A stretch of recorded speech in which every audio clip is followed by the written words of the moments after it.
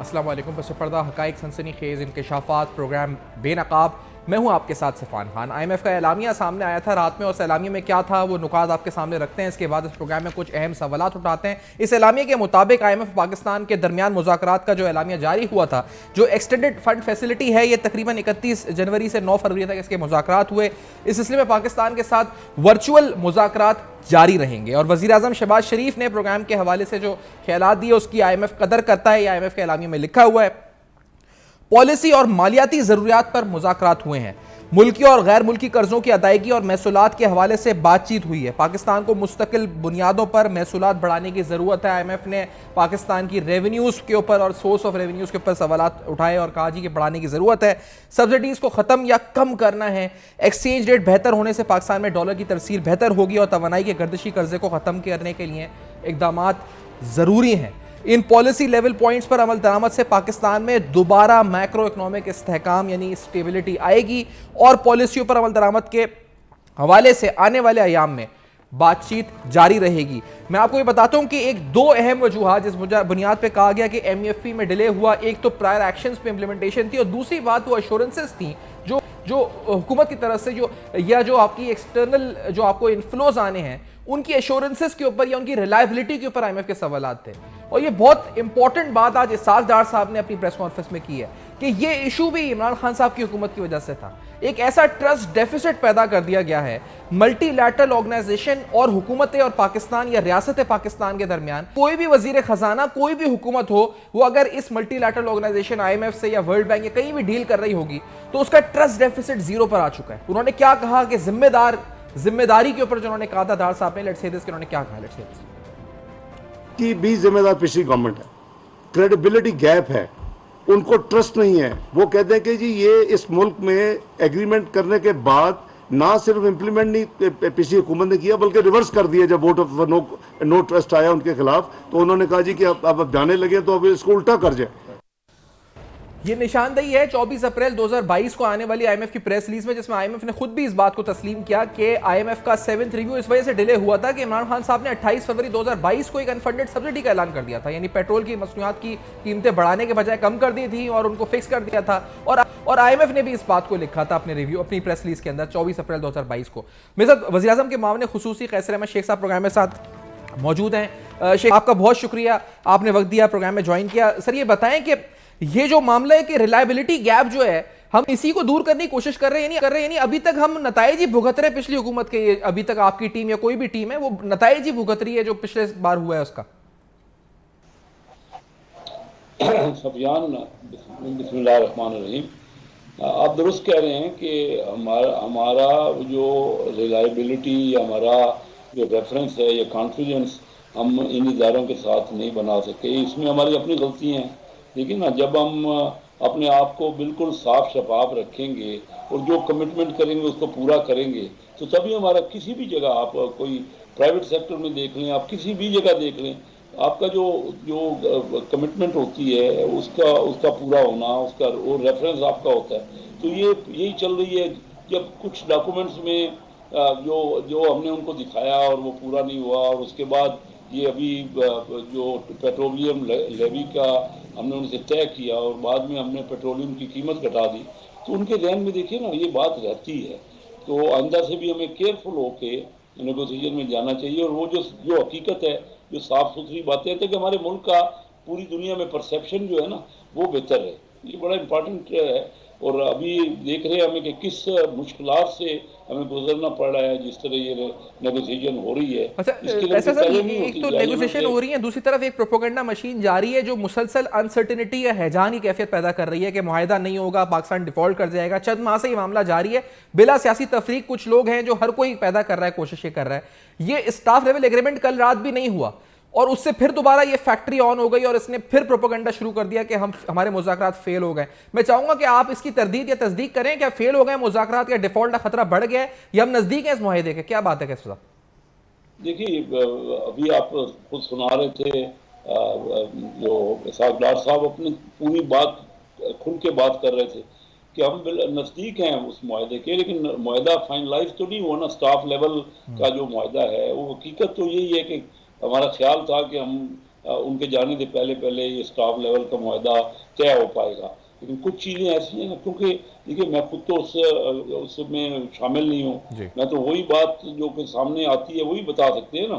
तो इस वक्त तो सूरत हाल यही है कि चंद दिनों में हम तवक्को कर रहे हैं कि जो चीज़ें रह गई हैं या जो वो हमसे कमिटमेंट चाह रहे हैं हम उसको इम्प्लीमेंट करेंगे और मुआहदा तकमील हो जाएगा। हमारे लिए मुआहदा का तकमील होना ज़रूरी है और मैं समझता हूँ IMF भी ये बात समझ रही है, तभी उन्होंने इतने 10 दिन यहाँ आके लगाए और बहुत डिटेल्ड डिस्कशंस हुई और नेगोशिएशंस हुई। तो मुझे तवक्को है कि आइंदा चंद दिनों में ये बात हो जाएगी। लेकिन ये पाकिस्तान के लिए देखिए जो कंडीशनैलिटी है बड़ी टफ है, इसमें तो कोई शक नहीं है और हमें उसमें मुश्किलात होनी है। हमें सब वो तो अप फ्रंट कहते हैं कि पहले आप जो बातें कर रहे हैं उसको अमल करें, पहले इम्प्लीमेंट करें, तब हम इसको तकमील तक पहुँचाएँगे। मुश्किलात हैं, पाकिस्तान जिन जिन हालात में नहीं गुजर कैसे रहा सब है, मुश्किलात लेकिन हैं, हमारे लेकिन अपने आप दोस्त मुझे मुल्क बताएं कि आप बिजनेस कम्युनिटी से भी आपका ताल्लुक है। यहाँ पर कराची चेंबर में रिसेंटली गवर्नर स्टेट बैंक आए थे, लोगों ने ताले पेश कर दिए, चाबियां पेश कर दी। इतनी मुश्किलात हैं आपकी इंडस्ट्री में, या ये मुश्किलात को भी एग्जैजरेट किया जा रहा है, या इस पर पॉलिटिक्स हो रही है, कोई लॉबी खेल रही है, किसी के लिए खेला जा रहा है, कोई क्या हो रहा है? ये वाकई में आप खुद सनत चला रहे हैं, इतनी मुश्किलात हैं कि सब सनतें पूरा ऐसा पिक्चर ऐसी पेश हो रही है, सब कुछ बंद हो गया, जैसे कुछ भी नहीं चल रहा इस मुल्क में, खुदा खास्ता। शेख साहब सफियान देखे बात सुने कि मैं as a chairman standing committee हम पूरा डेलीगेशन लेके कराची चैम्बर ऑफ कॉमर्स भी मैं लेके गया और फेडरेशन चैम्बर ऑफ कॉमर्स ने भी हमें वेलकम कहा और अपनी अपनी चीज़ें बताई।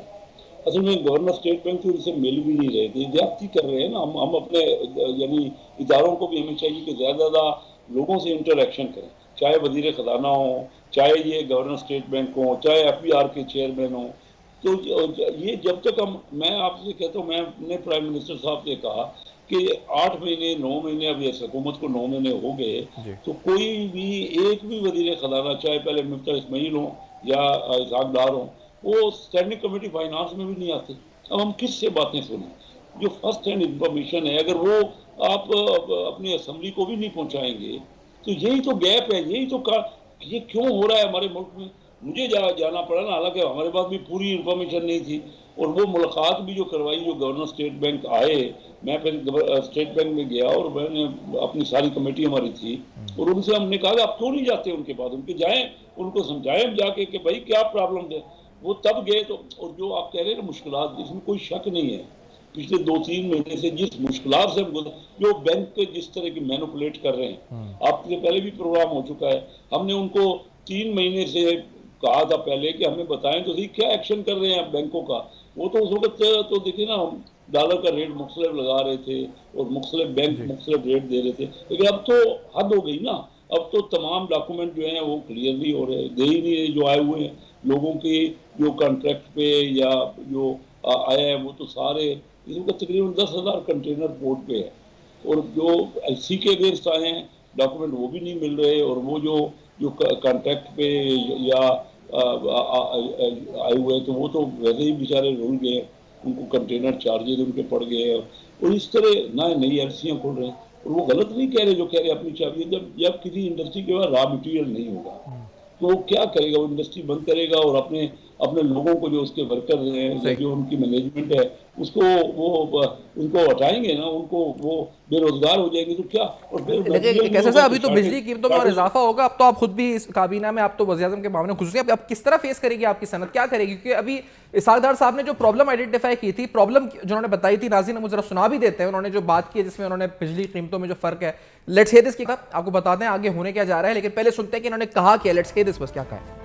हमारा मेजर एक ये प्रॉब्लम है, जैसे मैंने अर्ज़ किया कि 2-3 हज़ार अरब की बिजली हम कॉस्ट है हमारी आज मुल्क में और 1800 अरब रिकवर होता है और 550 बजट में और 650 अरब जो है वो उसको कहीं ना कहीं जाके कहीं अपनी पार्क होना है, या वो उसमें सर्कुलर डेट में चला जाना है, या वो कहीं फिजिकल डेफिसिट कुछ ना कुछ होना है उसका, जो कि नेगेटिव इम्पैक्ट है।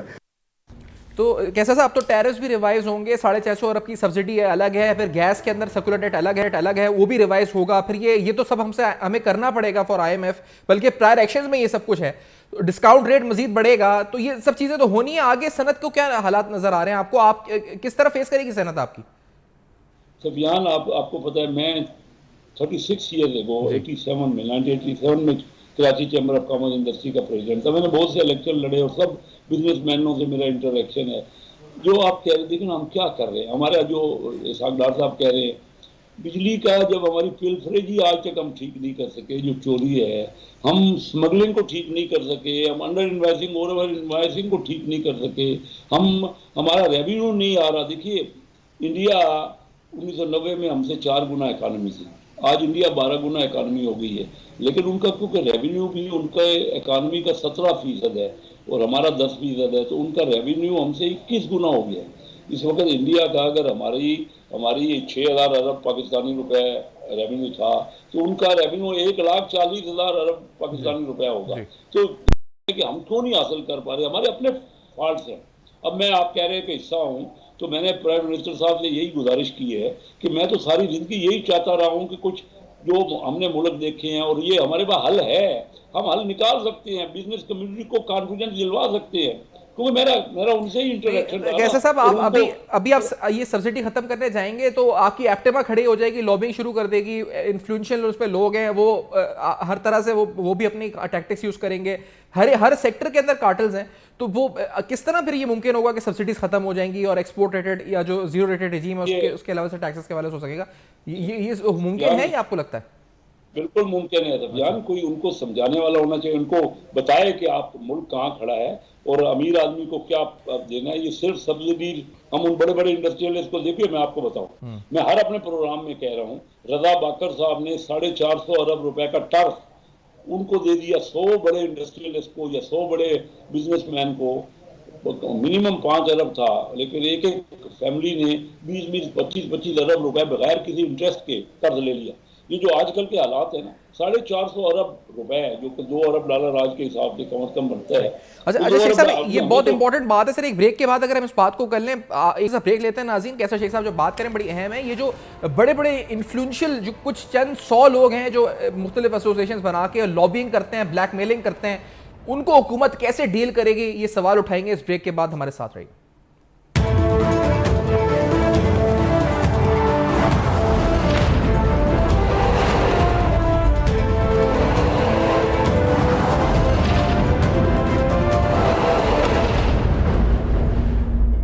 वेलकम बैक, आप देख रहे हैं बेनकाब और आज बड़े अहम सवाल हम उठा रहे हैं। आईएमएफ का प्रोग्राम है, मुआहिदा जल्द होने की तवक्कात हैं। इस वक्त भी एक प्रोपेगेंडा फैक्ट्री ये साजिशें बना रही है कि पाकिस्तान खुदा न खासा डिफॉल्ट कर जाएगा, मुआहिदा नहीं होगा, लेकिन तमाम शराइत तकरीबन सामने आ चुकी है और मुआहिदा जल्द होने की तवक्कात हैं। आईएमएफ का बोर्ड इस मुआहिदे का अप्रूवल देगा और उसके बाद स्टाफ लेवल एग्रीमेंट और जो मुआहिदे और जो किस्त आनी है उस हवाले से मुस्बत जो है आगे पेशरफ्त होने के इम्कान हैं, कभी इम्कान हैं, लेकिन साथ साथ प्रोपेगेंडा भी जारी है। और मैं आपको ये बताता चलूँ कि इस मुआहिदे के तहत या इसकी शराइत के तहत बहुत सी सब्सिडीज खत्म होने जा रही हैं। कुछ हमारे सेक्टर्स ऐसे हैं जो रेंट सीकिंग की आदत जिन्हें हो गई है। मैं कैसर शेख साहब से पूछना चाह रहा हूं कि ये तो आपने जिस तरह ईएफएस टर्फ का अरबों रुपए मरात में कर्जे मिले, टेक्सटाइल एप्टेमा के चंद लोगों को मिले, मैं पूरे टेक्सटाइल की बात नहीं कर रहा, ये हुकूमतों को आगे ब्लैकमेल करते हैं, मौजूदा हुकूमत को भी कर रहे हैं, वजीर खजाना साहब को भी जब टैरिफ की बात होती है करते हैं। कैसे आप लोग इनको फेस करेंगे? ये तो और जो कार्टेल्स और सेक्टर्स में भी हैं, आफ्टर दिस जो आप करने जा रहे हैं, सब्सिडीज हटाएंगे, क्या इसका रिएक्शन आप फेस करने के लिए तैयार हैं? सफियान देखिए, मैं 50 साल हो गए हम यही काम कर रहे हैं। जब तक ऐसा बंदा सामने आएगा जो उनको समझता होगा, जो उनको कन्विंस करने की पोजीशन में होगा, जो उनको समझाएगा कि मुल्क जो है सबका है और बाकी सेक्टर्स को भी बराबर इम्प्रूव करना है। उनकी मुश्किलात हैं, मैं मानता हूँ, हमारे यहाँ बिजली महंगी है, उनके और प्रॉब्लम हैं, वो ठीक है, लेकिन ऐसा करना कि क्या छोटे सेक्टर को, देखिए मैं आपको बताऊँ, स्टेट बैंक की फिगर है कि पाकिस्तान के टोटल कर्जे का सिर्फ 7% SMEs को मिलता है और बाकी 93% सिर्फ बड़े बड़े चंद जो बड़े इंडस्ट्रियलिस्ट और बिजनेसमैन हैं उनको कर्जा मिलता है। इंडिया में 15% SMEs को मिलता है टोटल कर्जे का। तो हमारे यहाँ से यानी परसेंटेज, एक तो उनकी 12 गुना हमारी इकानमी है, उनका 15%, बांग्लादेश में भी 12% है। तो जब तक इन लोगों को देखिए उन मेरिट बताना पड़ेगा कि भाई कर्जे में सबका हक है और छोटे का तो ज्यादा हक है, और उसके साथ 0% पे आप 450 अरब रुपए सिर्फ 100 बड़ी फैमिलियों को दे देंगे और लाखों छोटे एसएमईज को आप कुछ भी नहीं देंगे क्योंकि उनको तो कलेक्टर उनके पास होता नहीं है। और हमने जो सिस्टम बनाया, क्यों हमारी इकानमी ग्रो नहीं करे? लेकिन इन्हें समझाएंगे, बात ये है, शेख साहब ये समझाने की बात तो नहीं है। ये देखें, इन्होंने एक्सपोर्ट प्रोसीड्स रोके हुए थे करोड़ अरबों dollars, crore millions of dollars के। यहाँ डॉलर शॉर्टेज हुआ हुआ था, लिक्विडिटी क्राइसिस अभी हम फेस कर रहे थे। इन्हें क्या समझाया हमने, और समझाने से हुआ क्या? जिसने रोकने थे उसने रोके। समझाने से मुराद ये है कि सही पॉलिसी बनानी पड़ेगी ना, इको बराबरी की पॉलिसी बनानी पड़ेगी। मैं ये कहना चाह रहा हूँ आपसे कि बात ये है कि जब तक बैठ के मुश्किलात तो पूरे मुल्क में है, लेकिन अब जैसे हुकूमत का मैंने कहा कि जो चोरी हो रही है, ये अब चोरी अगर हम अपने ब्यूरोक्रेट्स को नहीं, हम अपनी इकानमी पे जोर नहीं दे रहे। जो भी फाइनेंस मिनिस्टर आता है ना, वो IMF के सिलसिले में ही लगा रहता है, सुबह से लेकर शाम तक। उनका एक ही काम है कि IMF या किसी मुल्क से कर्जा कैसे मिले। हमारी देखिए पूरी इस वक्त जो लेटेस्ट आई है ना, हमारे नेक्स्ट ईयर की जो प्रेडिक्शन आई है, उसमें उन्होंने कहा है कि दुनिया की 50% ग्रोथ सिर्फ हमारे दो पड़ोसी मुल्कों में, इंडिया और चाइना, दो पड़ोसी मुल्कों में 50% अगले सालों की ग्रोथ है, और बाकी 198 मुल्कों में 50% ग्रोथ है।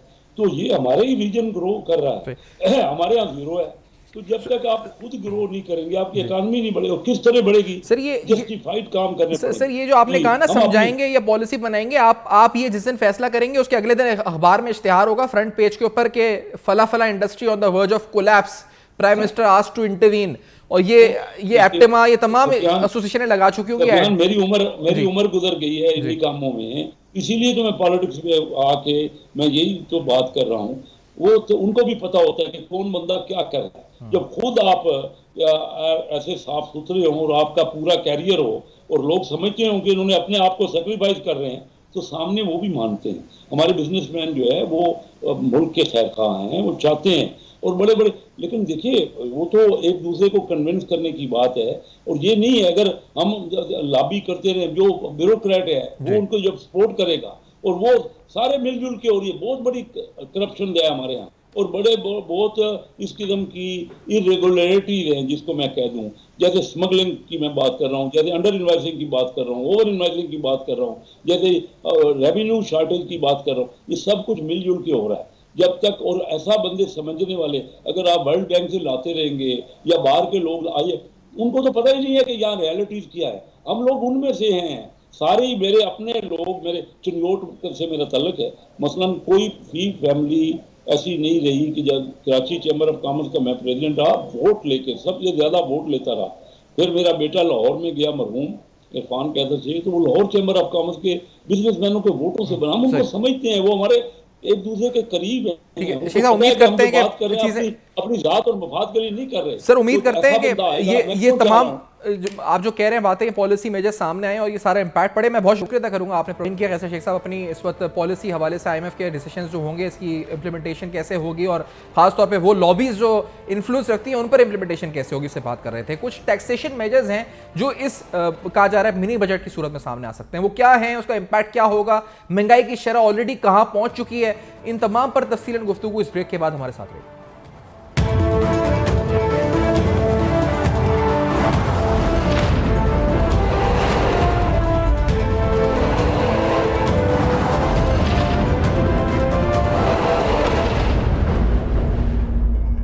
Welcome back. आप देख रहे हैं बेनकाब, और आज बेनकाब में आपके सामने कुछ अहम सवालात हम उठा रहे हैं IMF प्रोग्राम के हवाले से। वीकली इन्फ्लेशन के नंबर्स आ चुके हैं। इन्फ्लेशन नंबर्स काफ़ी हद तक अलार्मिंग आप कह सकते हैं कि हैं, और काफ़ी इजाफा, 34% से ज़्यादा का इजाफा वीकली इन्फ्लेशन नंबर्स बता रहे हैं। रवा हफ्ते तकरीबन 29 अशिया की जो स्टैटिस्टिक्स आई हैं, 29 अशिया की कीमतों में इजाफा हुआ है। हालिया हफ्ते के दौरान अगर वीकली देखा जाए तो 0.17%, और अगर सालाना बुनियाद पे ईयर ऑन ईयर देखा जाए तो तकरीबन 34.83% इजाफा हुआ है। 5 अशिया सस्ती हुई हैं, 17 कीमतें मुस्तहकम रही हैं, जबकि जो कीमतें बढ़ी हैं जिन चीज़ों की, उसमें आलू है, गुड़ है, लहसन है, वेजिटेबल घी है, दाल माश, दाल चना, दाल मसूर, ताज़ा दूध, दही, सादा रोटी, सरसों का तेल, आग जलाने वाली लकड़ी, माचिस, नमक, तमाम चीज़ों में इजाफा हुआ है। अगर हफ्तावार महंगाई की शरह देखी जाए तो चिकन तकरीबन 7%, आलू 7.15%, वेजिटेबल घी 2.71%, बासमती चावल 3.8%, इन तमाम चीज़ों की कीमतों में इजाफा हुआ है। और ये जो IMF प्रोग्राम है, इसके बाद मज़ीद इजाफे की तवक्कुआत हैं। कुछ इक़दामात जो इसहाक डार साहब ने ऐलान किए हैं कि क्या होंगे, आपको ज़रा सुना देते हैं कि वो क्या इकदाम है जो होंगे, जो नए टैक्सेस लगेंगे वो होंगे और उसका इम्पैक्ट क्या होगा। लेट्स हियर इसके पहले सरदार साहब ने क्या कहा है। 170 अरब के जो फिस्कल मेजर्स हमें टैक्सेस लगाने होंगे, और हमारी हद्दुल इम्कान यही कोशिश है कि कोई ऐसा टैक्स ना लगे जो कि डायरेक्टली गरीब, इनडायरेक्ट तो असर होता है लेकिन डायरेक्टली किसी भी आम कॉमन आदमी के ऊपर बोझ ना बने। जी, और इस पर बात करते हैं माहिर टैक्स उमूर और माहिर मईशत डॉक्टर इकरामुल हक साहब से। डॉक्टर इकरामुल हक साहब, ये जो महंगाई की शरह जहां पर है और इसके बाद 170 अरब रुपए के नए टैक्सेस, आपको क्या लगता है इन्फ्लेशनरी इम्पैक्ट क्या होगा? जी, जाहिर है कि अगर पेट्रोल की प्राइसेस बढ़ेंगी, बिजली की प्राइसेस बढ़ेंगी, गैस की बढ़ेंगी, तो वैसे ही इन्फ्लेशन आगे जाने वाली है। और फूड इन्फ्लेशन वैसे भी इस वक्त दही इलाकों में 45% से ज़्यादा ही है।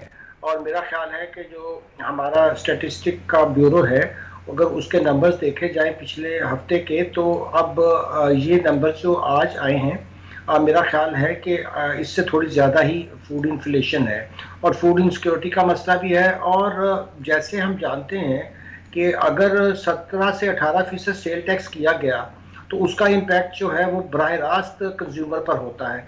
अब ये कहना कि इंडायरेक्ट, ये तो इंडायरेक्ट टैक्स है, मगर इंडायरेक्ट टैक्स ही तो पास ऑन होता है। और इसके मुकाबले में जो अभी तक आपने देखा कि 1.5 ट्रिलियन के टैक्स एग्जम्पशंस या टैक्स एक्सपेंडिचर, जिसे खुद आरटीआई तस्लीम करता है अपने डॉक्यूमेंट्स में, उसको तो ख़त्म नहीं किया गया। तो आईएमएफ ने जो इनको कहा कि आप ये फिस्कल गैप पूरा करें, तो क्या इसको पूरा करने का तरीका यही था कि आप वो टैक्सेस लगाएं जिससे महंगाई और बढ़े, जिससे बिजली के कीमतों में इजाफा हो, जिससे पेट्रोल की कीमतों में इजाफा हो, और वो टैक्सेस ना आप लगाएं जो आपने अमीर लोगों को और ऐसे लोग जो मरात याफ्ता हैं उनको जो आपने टैक्स वेवर दे रखे हैं, उसको आप क्यों नहीं ख़त्म करते? क्या जब उनके साथ बात होती है आईएमएफ से, तो हम उनके सामने टैक्स एक्सपेंडिचर की डिटेल नहीं होती? पाकिस्तान में एवरेज आप देख लें तो पिछले 3-4 साल में हमने 6 ट्रिलियन से ज़्यादा की तो टैक्स एग्जम्पशंस दी हैं।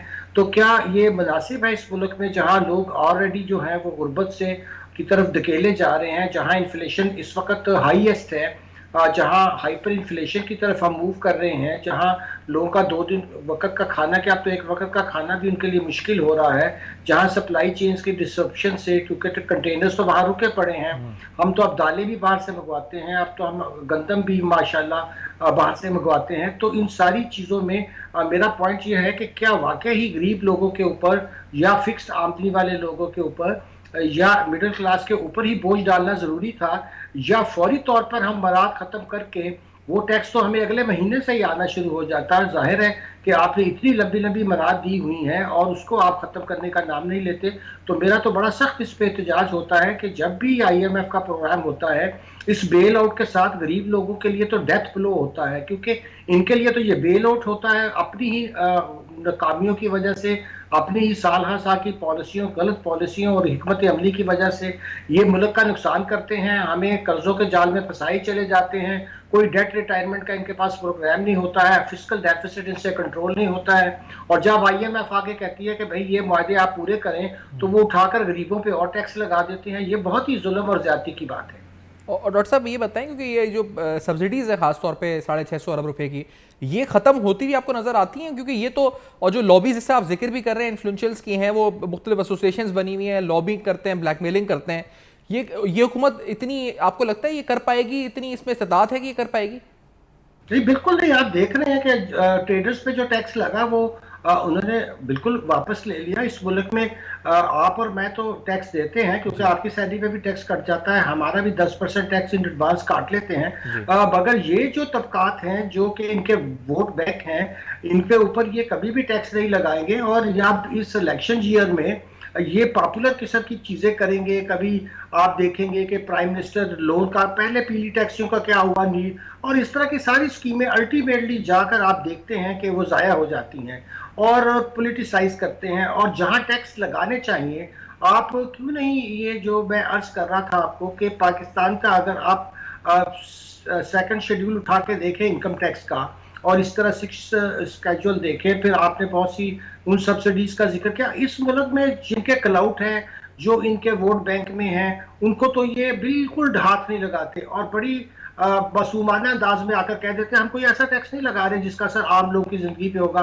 भाई आप इतने दिनों से तो वो इंपोर्टेड चीजें जो आपकी रॉ मटेरियल से आगे लोगों की रोजगार जा रहा है, मईशत का पहिया इस वक्त बंद है और लोग जो हैं वो एक हाईएस्ट डिस्काउंट रेट अगर 17 का होगा ये और भी बढ़ेगा तो बैंक को तो 25% पे लोन देंगे और कौन 25% कमाकर उनको इस कसाद बाजारी के जमाने में देगा। ना तो मॉनेटरी पॉलिसी ठीक है क्योंकि वो इन्फ्लेशन रोक नहीं रही, ना ही फिस्कल पॉलिसी ठीक है क्योंकि वो फिस्कल डेफिसिट खत्म नहीं कर रही है। तो मुझे तो बिल्कुल उम्मीद नहीं है और होता बेहतर था कि जब ये आए थे अप्रैल में और इनका ख्याल था कि जल्दी से हम 2-3 रिफॉर्म्स करके और उसके बाद हम हद बंदियां करके इलेक्शन करवाएंगे और नई हुकूमत आकर IMF से बजाय ये मुआहदा आगे जून तक जाता, सितंबर में खत्म हो जाता तो लोगों की जिंदगी में इतना अजाब ना आता। अब इस IMF के पैसे से भी हमें कोई फायदा नहीं होने वाला और जो हमें हमसाया मुल्कों से जो हमारे दोस्त मुल्कों से उनसे जो पैसे मिलने हैं उनकी भी कॉस्ट भी बड़ी हैवी है और कमर्शियल मार्केट से हम उठा नहीं सकते। लोकल डेफिसिट हमसे ठीक नहीं होगा और बिजली की चोरी हमसे ठीक नहीं होगी। जो पेमेंट नहीं करते बिजली की बड़े बड़े हुकूमत के खुद महकमे वो ठीक नहीं होगा। कोई चीज भी इनसे ठीक नहीं होगी और इलेक्शन ईयर में ये और ज्यादा ऐसी चीजें करेंगे जिससे लोगों की जिंदगी अल्टीमेटली ज्यादा मुश्किल में आएगी। ठीक है डॉक्टर साहब, बहुत बहुत शुक्रिया आपने प्रोग्राम में ज्वाइन किया और अपना तज्जिया पेश किया टैक्सेस पर और इनडायरेक्ट पर महंगाई पर किस तरह ये जो आने वाला मिनी बजट होगा ये असरअंदाज होगा या IMF की कंडीशनैलिटीज असरअंदाज होंगी। फीडबैक जरूर लिखिएगा फेसबुक, ईमेल और ट्विटर पर देखते रहिएगा। अब तक अपना बहुत ख्याल रखिएगा।